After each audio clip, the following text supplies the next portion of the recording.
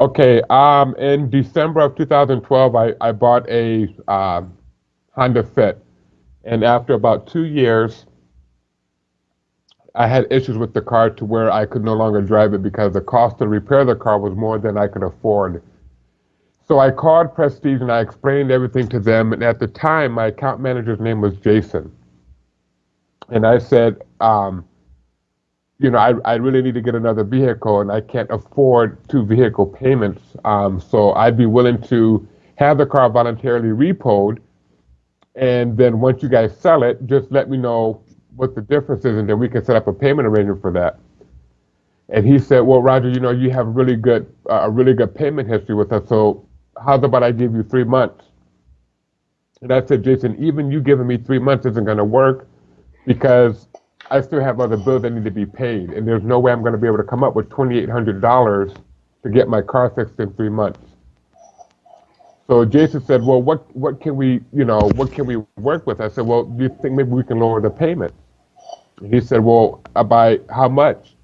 I said, roughly, after thinking about it with my wife, and I said $100 should be able to do it. He said, that's pretty low, but let me see what I can do. So he calls me back and he says, okay, well, I spoke to my supervisor and we can agree on $100, but in order for us to agree on $100, I need you to make your January payment. Now, this is January of 2015.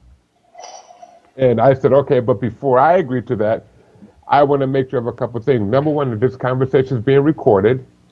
And number two, that my payment of $180 will remain the same for the total length of my loan.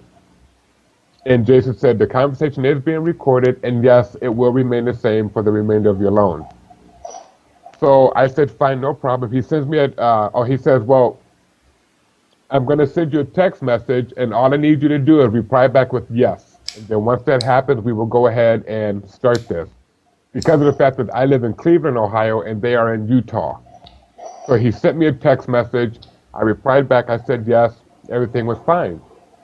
Made my January payment, and I don't know the exact month, but I want to say maybe March of 2015, I get a phone call from Prestige, and they told me that my account is behind by like $25 or 25 or some change, nothing big. So I explained to them, the agreement that Jaysen and I made, and they looked in their record and said, oh, okay, no problem. A couple more months go by, and I get another phone call from them, this time about my auto insurance, and I said, well, Jaysen said that I do not need to carry auto insurance because I am no longer driving the vehicle. And in reference to the balance, I'm only paying $180 a month. Again, they said fine. So shortly after that, I called Jaysen and I asked Jaysen about that extra, the extra money that I still owed. And he said, well, the computers have not adjusted themselves out yet. If you want to pay it, go ahead and pay it. It's up to you. So I went ahead and paid it just to have that account balance be at zero. I had like a remaining balance, not on the total cost of the car, but on the my payment for $279. But I was always paying a little bit ahead, like only a couple dollars here and there. So when I paid my $180 in January, there was still a balance left over. So the balance from the 279 from the 180 to the 279. Okay, so I went ahead and I paid it. Yes, I went ahead and paid it. So several times in 2015, I would get phone calls from Prestige telling me about my account, and I would explain to them what Jaysen and I had agreed on. They would say, okay, no problems, we won't bother you anymore.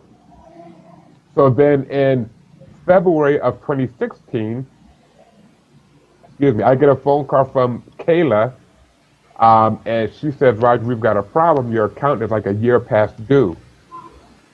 And so I said, no, it's not a year past due. I said, Jaysen and I came up with the payment plan, and I explained it to her. And she said, well, Jason's no longer here anymore. We let him go. And so I went from the very beginning, and I explained everything to her as to how Jaysen and I came up with this plan. She says, that's interesting. Do you mind holding on while I get my supervisor on the phone? So she brought a gentleman on the phone. I don't remember his name, but he did say he was the vice president. Now, the vice president of Prestige or just the vice president of whatever department, I don't know. He just said the VP. He could have said his department. I didn't really pay attention to that. So I explained everything in detail as to what happened to him, and he said, well, Roger, he goes, Jaysen was not authorized to do that. And I said, I don't know what to tell you. And they said, well, we need you to start paying your $279 again. I said, I'm not doing that. You guys can't make me. He said, well, yes, we can, because we can freeze your account. We can take your car. We can take your wife's car until this debt is settled. I'm like, no, you can't. All right. So I said, I'm going to continue to pay the $180 like I've been doing for the last year. And you guys do what you got to do, but I'm doing what Jaysen and I agreed on. I said, all you have to do is listen to the videotape for when Jaysen and I spoke. And he said, okay, I will listen to that video, or that audio rather, and I will call you back. He never called back. And so then I did sit there and ask him, I said, why did it take you guys a whole year to contact me? His response was, you were so far ahead on your payments that we didn't bother. I said, okay, fine. And I left it alone because it made absolutely no sense. So then in April of 2016, I get, and he sends my wife, and I forgot the guy's name, it's in the email that I sent you, but he sent my wife an email under my email address stating that the account was seriously over past due, and that, it's in the process of being charged off, and that we need to act on it quick. And so I sent him an email stating that I don't know why they are continuing on bothering me. I have never been late on a payment. I have never missed a payment. And why did it take them a whole year to contact me? And just, several other things. But then he replied back saying that, well, I don't know what the deal was between you and Jaysen. Well, first off, he says, I do not know who Jaysen is, nor the reason why he left Prestige. Right there, unless this guy is brand new, he knew who Jaysen was. And then he said, what we have here is that your account is currently 26 days past due with the balance of $196. Now, what makes no sense is, according to Kala, I was a year past due. So how did I go from a year past due to 26 days past due to only owing $196? So I basically said, I'm sticking to what I got to stick with. So they would send me text messages saying, we know you care about your account. Let's try and work something out. I said, I'm not working anything out. I said, this is the agreement that I made with Jaysen. This is the agreement that I'm sticking with. And to this day, September 28th of 2017, I still have never missed a payment, nor have I ever been late on a payment. But in September of 2016, I get a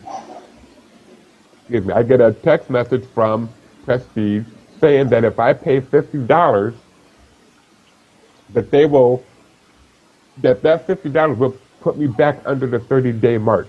They would split my payment and put it behind another payment, which would bring me back to under 30 days. But all I had to do was reply back to the text message, agreeing that I have not been paying my original payment amount.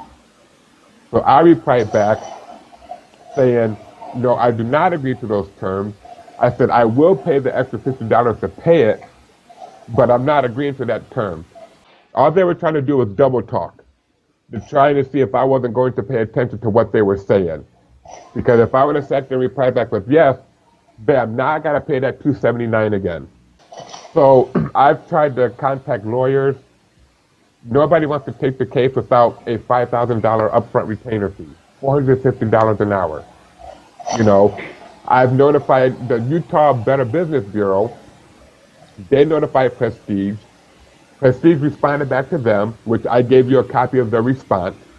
And I edited that. They stated that in 2016, I think it was April, May, and June, that they put 3 months payments behind on the back of me, but giving me the option of paying my $180. None of that is true. Because if I couldn't afford to go 3 months without making any payments, how on earth would I be able to afford to fix my car still paying $180 of it? Um, so I replied back to the Better Business Bureau. I told them that I do not agree with what they stated, that what they have done is, if not illegal, it's morally and ethically wrong.